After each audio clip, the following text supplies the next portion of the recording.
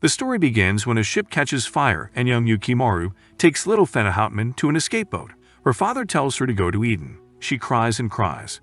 10 years have passed and orphan Fena is living on an island which is sort of a brothel. Since she has reached her prime, she is being prepared to be presented to the person who will place the highest bid. She is so beautiful that she is the talk of the town. Even in a bar, people are discussing her price and about her bidder.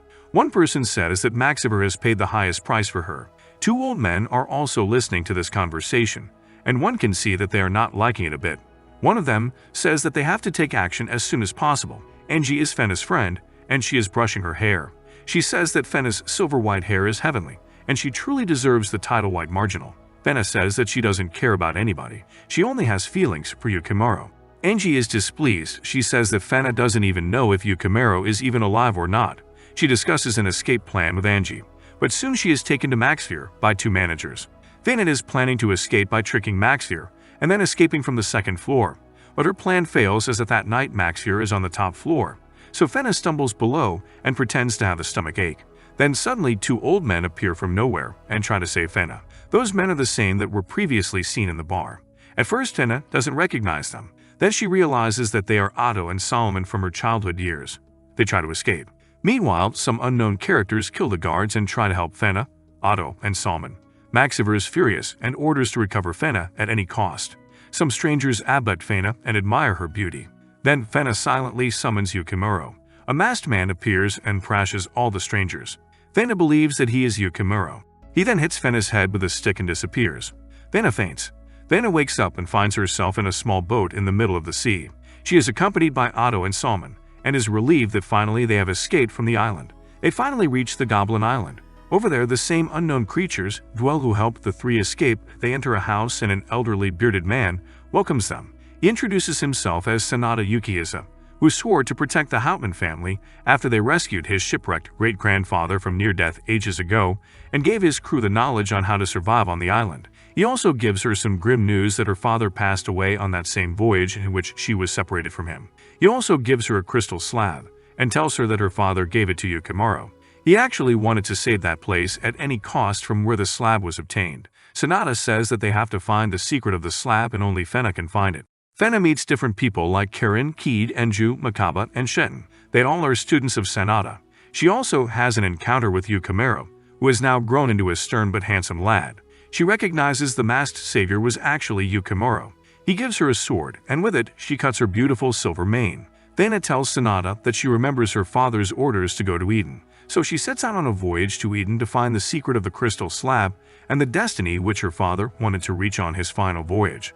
A British soldier named Abel is scathing Maxiver for losing Fena, and grimly orders him to bring Fena back at any cost.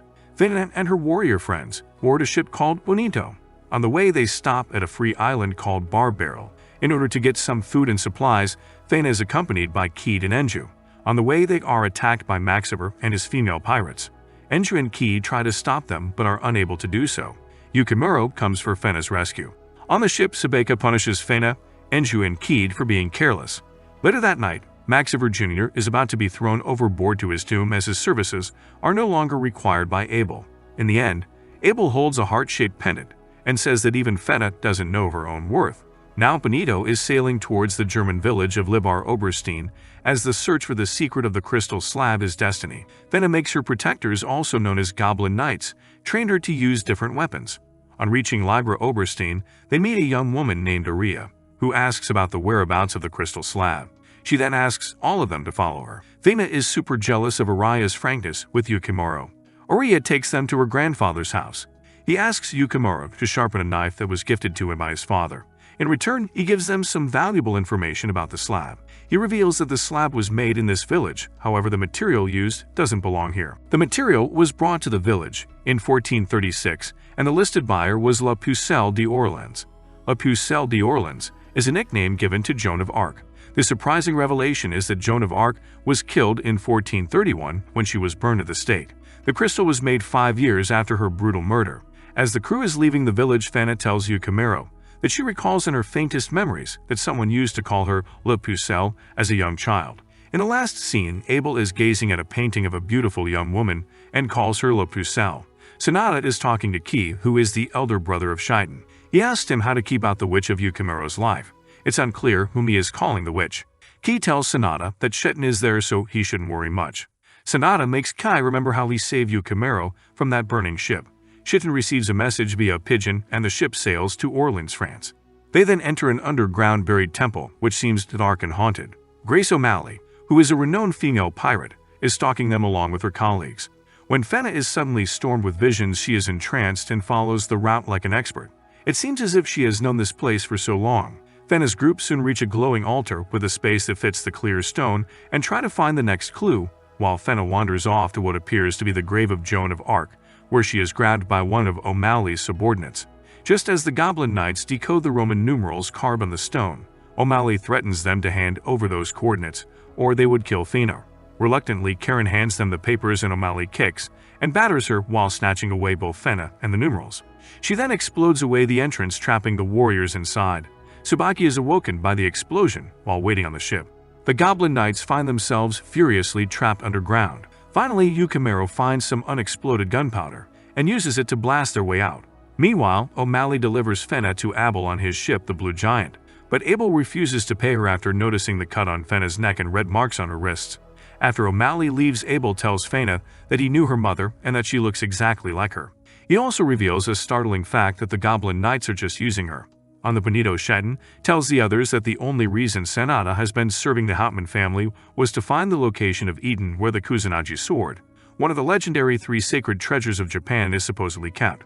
All the crew members revolt as they have found special attachment with Fenna, but Shitten tells the crew that Key is coming personally to recover Fenna, and they must return to Goblin Island or risk being branded as traitors. Despite this warning, Yukimaru decides to rescue Fenna on his own. Back on the Blue Giant, after Fenna and Cody have a conversation, a furious O'Malley confronts Fenna. Because she had previously found the same blue heart pendant around her neck, she thinks Abel is taking far too much interest in Fenna. Abel stops O'Malley before she can take Fenna off the ship. O'Malley reluctantly returns to her own ship, but decides to attack the Blue Giant in revenge. Abel reveals to Fenna the portrait of a beautiful woman with skin white as snow and hair as silver as platinum. It turns out to be Fenna's mother. The crew, except Shitten, decides to save Yukimaro and Fenna. Shitten says that he is bound by the laws of the island, but Mikado reminds him that he has always broken vows to save Yukimaro. He has always been so protective of Yukimaro. Also, Fenna and Yukimaro are their friends. Shitten is mellowed. Grace O'Malley, out of revenge, attacks Blue Giant. The Blue Giant plants some cannonballs to the O'Malley's ship Rumble Rose, and the whole ship is devoured by raging fire. Yukimaro is out there in the sea looking for Fenna. Fenna gets disturbed when she sees the burning sea as tragic memories 10 years back come flooding to her when everybody in the ship was killed by a bunch of British soldiers. Abel's crewmen try to throw Fenna in deep waters, but Fenna summons Yukimaro.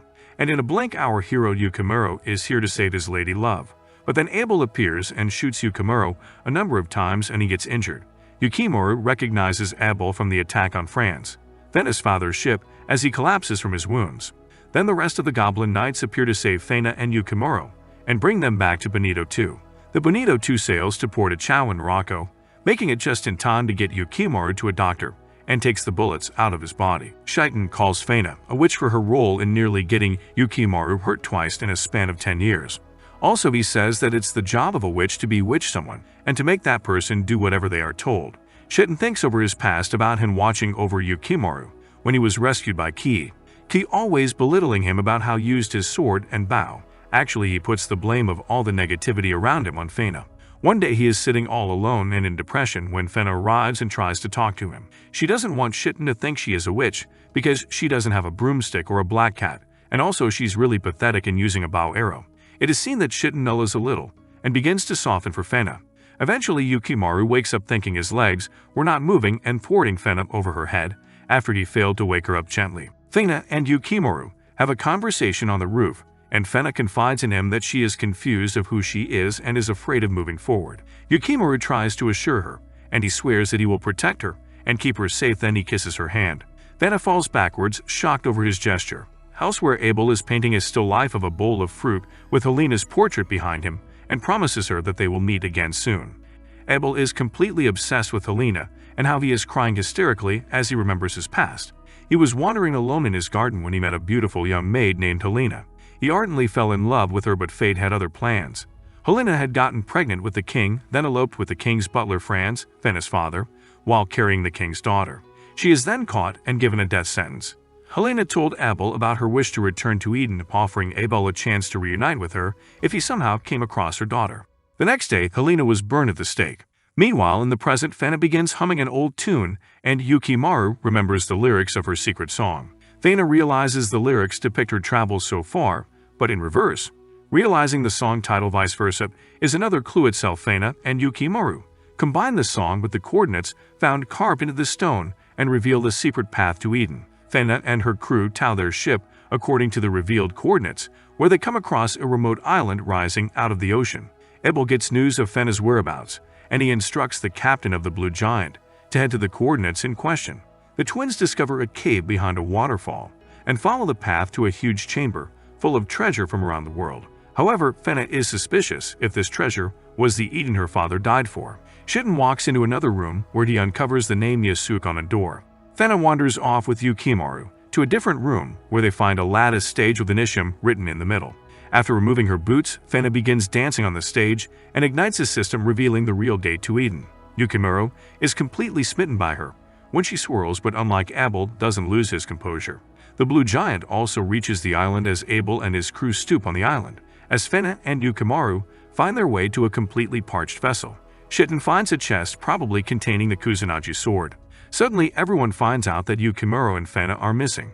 Suddenly, a ferocious Abel arrives at the doorway to the treasure room with the Royal Navy crew behind him.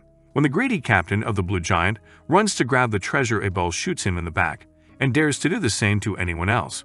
The Goblin Knights and the Blue Giants begin battling each other as Abel slips away to find the true entrance to Eden. Abel finds Yukimaru and Fena, but he visions them as Helena and Franz as he is still in the state of trauma. Out of fury and jealousy, he starts shooting at them, but Yukimaru cuts off Abel's shooting arm.